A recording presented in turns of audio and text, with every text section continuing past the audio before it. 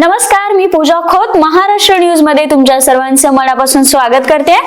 तर आज आपल्या सोबत आहेत आष्टा शहराचे शिवसेना शिंदे गटाचे निष्ठावंत कार्यकर्ते तसेच शिवसेना प्रमुख बाळासाहेब ठाकरे यांच्यावर अपार निष्ठा ठेवून कार्यरत असणारे माननीय वीर कुदे साहेब, जे नगरसेवक आणि विरोधी पक्षनेते म्हणून ज्यांनी निवडणूक लढवलेली आहे। आष्टा नगर परिषद निवडणूक ही त्यांनी लढवलेली आहे। तर आज आपण निवडणुका झालेल्या आहेत, 2 तारखेला निवडणुका पार पडल्या आणि त्याच पार्श्वभूमीवर आज आपण पुन्हा एकदा त्यांच्याशी चर्चा करणार आहोत। नमस्कार सर। नमस्कार। सर्वप्रथम मी आपलं महाराष्ट्र न्यूज या चॅनल मध्ये स्वागत करते आणि आता मला तुम्हाला विचारायचंय की आज आपण ज्यासाठी इथे चर्चा करत आहोत त्यामधला सर्वात महत्त्वाचा मुद्दा म्हणजे 2 तारखेला निवडणुका पार पडल्या, ज्याची सगळेजणच वाट बघत होते। परंतु या जो महानगरपालिकाचा निवडणुकीचा जो उत्सव झाला तो खरोखर लोकशाहीचा उत्सव झाला का, याबद्दल तुमचं काय मत आहे?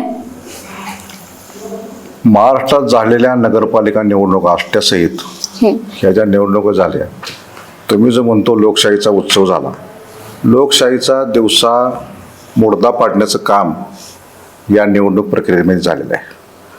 कारण ही लोकशाही नावाला राहिलेली आहे, कागदोपत्री लोकशाही झालेली आहे। लोकशाहीचं हत्याकांड झालेलं आहे। प्रचंड पैसा वाटप झाला असून ह्या निवडणुकीमध्ये इतकी परिस्थिती भयानक होती। नगराध्यक्षपदाचे पैसे वेगळे, नगरसेवक अ गटाचे वेगळे, नगरसेवक ब गटाचे वेगळे। एका घरात एका मताला 5-5 हजार रुपये गेले, 5 मतं असतील तर 25,000 रुपये इतकी रक्कम गेली। ही जी राज्यकर्त्यांनी सवय लावलेली आहे ही लोकशाहीला मुडदा पाडायला अगदी अनुकूल आहे, बरोबर। आणि या पद्धतीने जर वारेमा पैसा वाटप व्हायला लागला तर सामान्य घरातले कार्यकर्ते, समाजसेवक ही मंडळी कधीही निवडणूक प्रक्रियेच्या राजकारणामध्ये येणार नाहीत आणि कदापिही निवडणूक लढवणार नाहीत। याबद्दल माझी ठाम भूमिका आहे।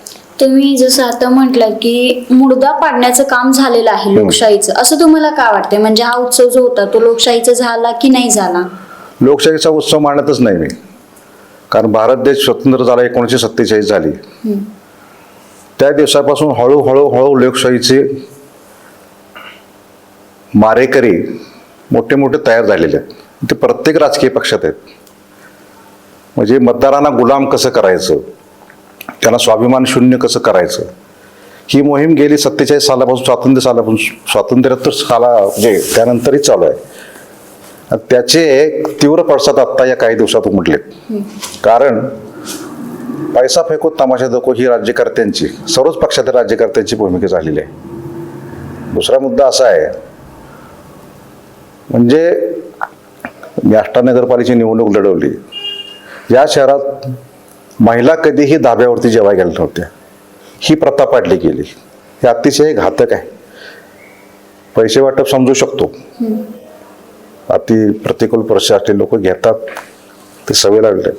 मात्र सुशिक्षित घरात, अनेक सुशिक्षित घरात, सगळ्याच म्हणत नाही मी, अनेक सुशिक्षित घरामध्ये व्हाईट कॉलर लोकांनी सुद्धा आग्रह करून पैसे मागून घेतले, पैसे घेतलेत। सत्ताधाऱ्यांच्याकडे घेतले, विरोधकांच्याकडे घेतले, कोणाची नावं घ्यायची कोण तुटल्या कोणीच नाही। सगळ्यांनी पैसे वाटप लक्ष्मी दर्शन केलं। आता माझ्याकडे सकाळ पेपर आहे, सिंधुदुर्गामध्ये मताचा दर 25,000 रुपये काढला। सिंधुदुर्ग जिल्ह्यामध्ये निवडणूक, तीच परिस्थिती मागं पुढे आहे। कोणी 20,000 वाटले असेल, कोणी 5,000 वाटले असेल, कोणी 10,000 वाटले असेल। अशी जर परिस्थिती निर्माण झाली भविष्यात, आता जर हीच परंपरा पुढे चालू झाली तर लोकशाहीच्या धिंडोडं निघायला फार काळ म्हणजे वाट बघायला लागणार नाही। हे असंच चालू राहणार। ही एक चुकीची प्रथा आहे आणि मतदारांच्या रक्तात एकदा गुलामगिरी गेली की लोकशाहीबद्दल बरं अक्षर कोणी काढायचं नाही। लोकशाही वगैरे ठीक आहे, कागदोपत्री ठीक आहे। मी तर असं म्हणतो, 150 वर्षे इंग्रजांनी राज्य केलं, 150 वर्षे आपण पारतंत्र्य राहिलो, 1,500 वर्षे राज्य करायची लायकीची आपली ही सगळी जनता आहे। माझ्या सहित सांगतो की इतकी गुलामगिरीत आपण वाहत गेलोय, इतका अंधकार आहे, ह्याला लोकशाही मार्गाने काय भवितव्य असं मला काय वाटत नाही। आता केंद्र सरकारनं आपल्या राज्यकर्त्यांनी राम मंदिर बांधलं, अण्वस्त्र सज्ज देश केला आणि चंद्रावरती आपलं यान जाणार काही दिवसानं, महासत्ता होणार, आर्थिक सत्ता होणार. हे सगळं किती जरी झालं, आम्ही लोक निवडणुकीला उभा राहिले की आम्हाला पैसे द्या, दारू द्या, मटण द्या, तांदळाच्या पिशव्या द्या, हे सगळं द्या. तुम्ही कुठं देश न्याला, महासत्ता केली का, त्या देशाचं वाटोळ झालं, भयाभंग झालं, याच्याशी आम्हाला काही देणं घेणं नाही. आमचं त्या सीझनमध्ये पोट भरलं, दारू मिळाली की आमची लोकशाही आमच्या दृष्टीने बळकट झाली. बस एवढंच जर समाधान होणार असेल मतदारांचं, सगळेच मतदार असे नाहीत, तर ही लोकशाहीची वाट लागायला आम्हाला पाकिस्तानची जरूरत नाही, दुसऱ्या कुठल्या देशाची जरूरत नाही. आम्ही सक्षम आहोत. ही आत्ता ठाम भूमिका आष्टा शहरातील जनतेसहित महाराष्ट्रातील जनतेची झाली आहे. याबद्दल मला माझ्या मनात काही शंका नाही. कारण आष्टा नगरपालिका निवडणुकीमध्ये कमीत कमी 1520 कोटीचा चुराडा झाला आहे. हे पैसे कुठले आले? मी तर म्हणतो नगराध्यक्ष पदाचा आणि नगरसेवक पदाचा गांधी चौकात नगरपालिकेपुढं किंवा छत्रपती शिवाजी महाराज चौकात लिलावच काढा. जो जास्ती बोली लावेल त्याला नगराध्यक्ष पद द्या. जो नगरसेवक पदाला चांगली बोली लावेल त्याला नगरसेवक करा. दारूवाले होऊ द्यात, मटकेवाले होऊ द्यात, जुगारवाले होऊ द्यात, उद्योगपती होऊ द्यात, बागायतदार कोण असतील येतील, ह्यांनी आपलं हे नगरसेवक पद, नगराध्यक्ष पद विकत घ्यावं आणि त्यांच्या दृष्टीनं काय लोकशाही बळकट करायची आहे ती त्यांनी करावं. हीच भूमिका मांडण्यासाठी मी आता तुमच्यासमोर आलो. तुम्ही जसं लोकशाहीचा उल्लेख करत आहात सतत, मग ही कोलमडत चाललेली लोकशाही सावरण्यासाठी तुम्ही काय प्रयत्न करणार आहात? मी काय करणार? 100 दुर्जन आणि 1,00,000 सज्जन कसे टिकाव धरणार? लक्षात घ्या, 100 दुर्जनांच्या आहारी आपला देश गेलेला आहे. आपले मानसिकता झालेली आहे. आपण सगळे गुलामरीत गेलोय. मी तुम्हाला सांगतो, स्वतः महात्मा गांधी, भगतसिंग, हुतात्मा भगतसिंग, या देशाला हुतात्मा पत्करलेले अनेक हुतात्मा समाजसेवक जर परत जन्माला आले, स्वतः छत्रपती शिवाजी महाराज जरी जन्माला आले आणि ते निवडणुकीला उभा राहिले, ही लोक त्यांना सुद्धा आमच्या जोडणीचं काय विचारतील?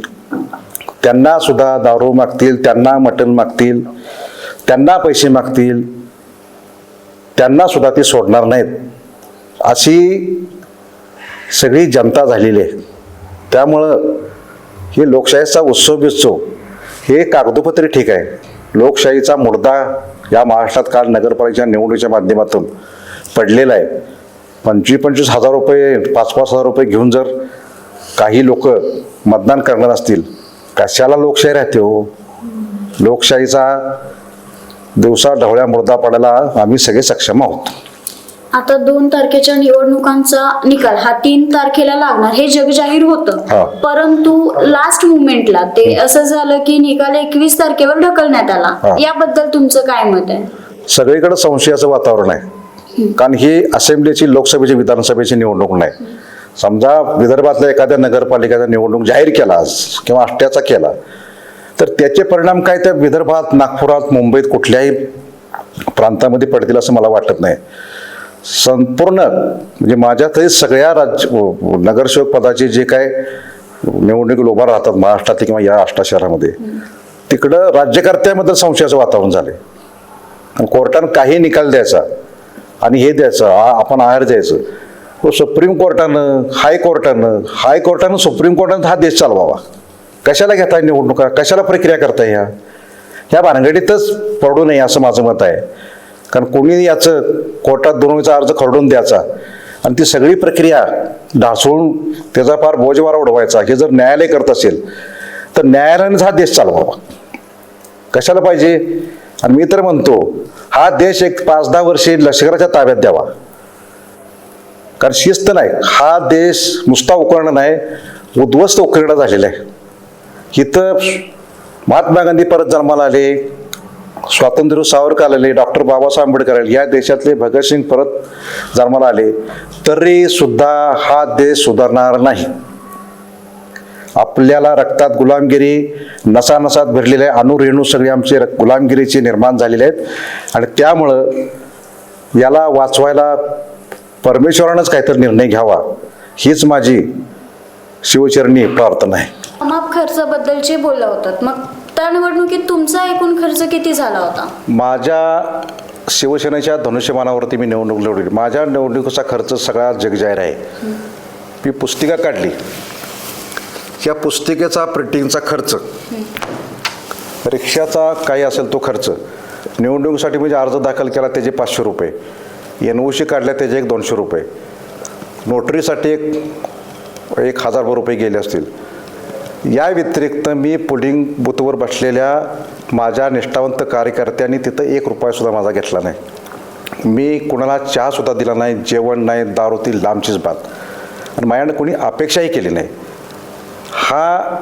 अशा पद्धतीनं निवडणूक लढवणं, आता माझं वय 57 आहे, पुढल्या टर्मला ते होईल 62 वर्षे. पुढल्या वेळी असा अमाप पैसा खर्च करून जर माझ्यावरती पुढला उमेदवार आला तर ह्या जन्मात आपण निवडणूक लढवण्याची आपली काही मानसिकता नाही. कारण अशा निवडणुका लढवून माझ्या पुढं जर उमेदवार कोट्याधीश आला तर माझेच नव्हे ही अवस्था सामान्य कार्यकर्ते, सामान्य समाजसेवक टिकू शकणार नाहीत. नक्कीच सर, तुम्ही जे काही बोललात त्याचा परिणाम जनतेवर होईल अशी अपेक्षा या ठिकाणी व्यक्त करण्यात येत आहे सर्वांकडूनच. तसेच महाराष्ट्र न्यूज मध्ये अशाच नवनवीन बातम्यांसाठी, खळबळजनक घडामोडींसाठी आपल्या महाराष्ट्र न्यूज चॅनलला लवकरात लवकर सबस्क्राईब करा आणि पाहायला विसरू नका. तसेच आता मी तुमचा निरोप घेत आहे. मी पूजा खोत, संपादक श्रेयस शिराळकर यांच्यासोबत.